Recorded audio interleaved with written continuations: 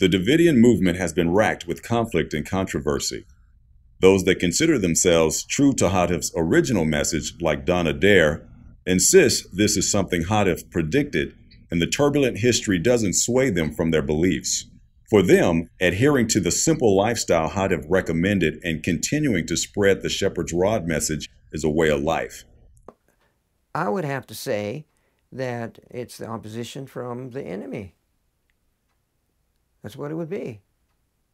So I'd have to say that there would be false ones would come up, just like they have false ones have come up all through the ages, even in the days of Jesus, clear up through the dark ages and so on. There's always false people bringing false doctrine, and it's no different today. Well, it's a sad situation, but the Lord has a way of allowing bad things to happen to promote His message. It's not the first things that has happened, you know. So one thing, the Waco fiasco brought attention, give a worldwide attention to the message of the shepherd's rod. You can argue either way, and you know, at the time and after that, you hear the testimony of the Davidians said, no, we didn't do that, and the government officials, no, we didn't do that. So I mean, because that was what was so horrific. Obviously, it burned all these people; they wouldn't come out. You know, I mean, tear gas didn't do it. Fire didn't do it, and so there was a loss of about 80 people altogether.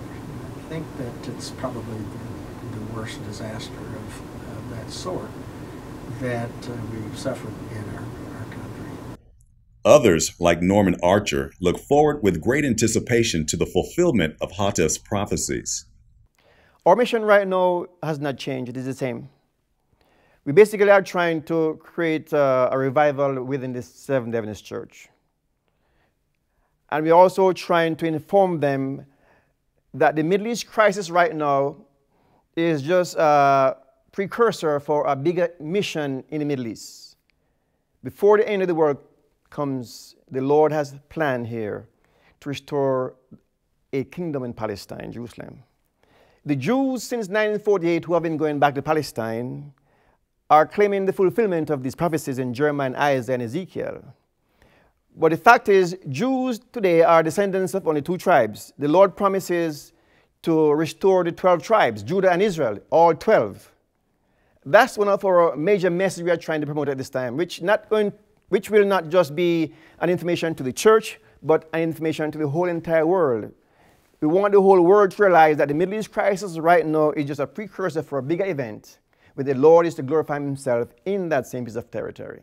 And another point we need to also make it clear is that today Israel, the state of Israel today is just about 100 miles long and about 50 miles wide.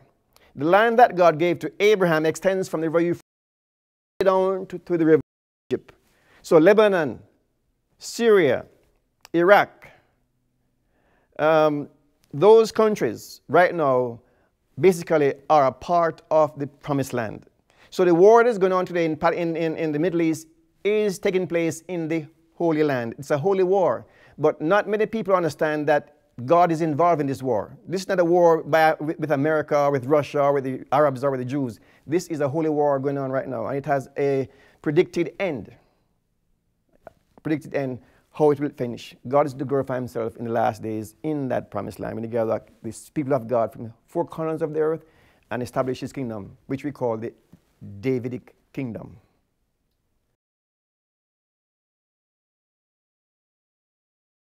From Hatif's original movement, two major factions remain: the Branch Davidians and Davidian Seventh-day Adventist. Under the Davidian Seventh-day Adventist faction, 7 or more associations have sprouted up since the dissolution of the original Mount Carmel, all who insist they follow the original shepherd's rod message. Unlike the Branch Davidians, they reject the notion that there could be another prophet after Hatif. Even so, between them there are slight variations of how they interpret Hatif's message.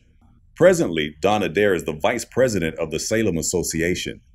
Norman Archer is a Davidian missionary and former vice president of the Waco Association. There are also associations in Tennessee, Missouri, Africa, and Canada. Between these associations, the Davidian believers number in the hundreds, perhaps thousands. As far as the Branch Davidian faction, the numbers have dwindled since the siege.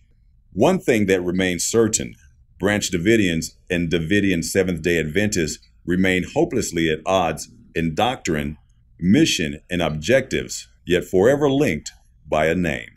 The word cult can be seen in many ways, but I would say generally right now, people look at the word cult as a group of people that are fanatical, extremists, being led by some charismatic leader, and they can't think for themselves. They are just brainwashed. That's what people would view right now as a cult. Now, the Davidian movement in no shape and form is anything like that. We are normal people, living normal. We don't live in a commune where one man tells us what to do. We are normal people, and the Davidian movement is a worldwide operation. It's not just a little group of brethren over there in Texas of Waco. No, no. The Davidian movement is a worldwide operation, getting the attention of Seventh-day Adventists across the whole spectrum of Seventh-day Adventists, across the world. It is a movement within the Seventh-day Church promoting revival and reformation. It has nothing to do with a cult, with a man leading, directing, dictating. No, that's not what Davidians look like at this time. The Davidian movement is a group of people that is a worldwide operation, not a cult. You can believe whatever you want to, and it's a question of when you go beyond that to action and so forth that may harm people, like having sex with an underage girl or stashing weapons or whatever. Again, I mean, if that's a part of the practice, then that's when I think the government steps in and say, well, we have to think about the entire society as a whole. So it's, our liberties and our security. It's a parable for all of us for lots of time, I suppose.